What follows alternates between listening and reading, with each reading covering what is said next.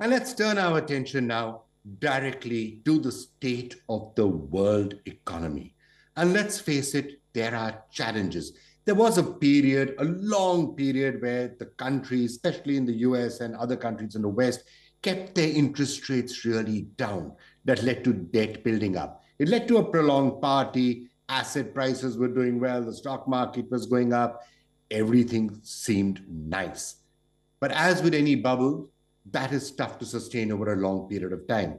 And in recent years, inflation has raised its head, rising debt burdens have raised their head, and then, of course, the war between Russia and Ukraine actually knocked the bottom, in a sense, out of this very rosy picture on the global economy that we were seeing.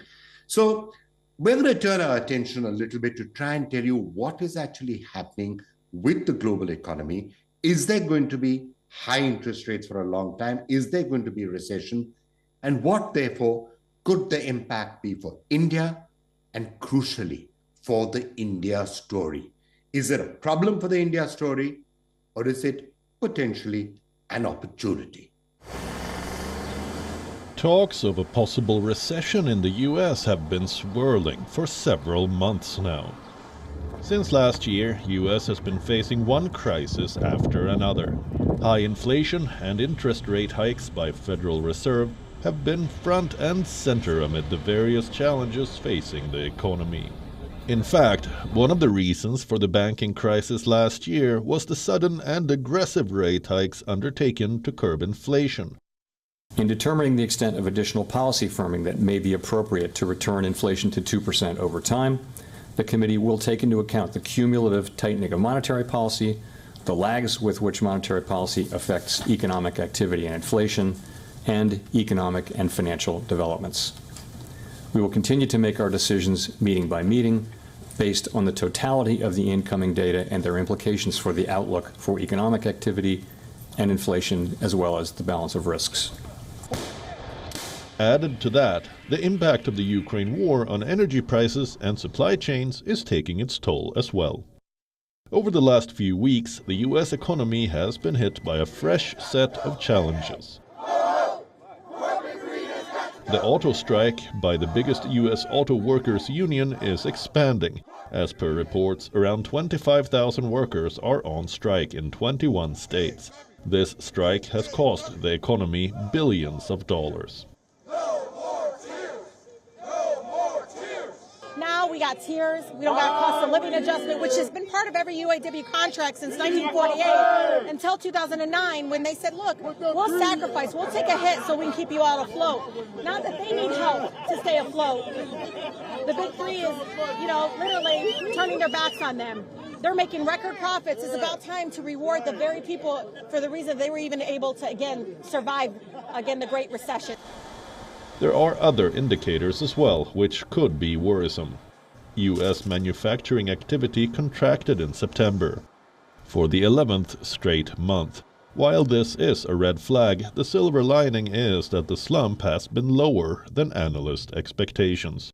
A last-minute deal to circumvent a government shutdown does not address the issues at hand, but simply pushes the immediate risks further down the road.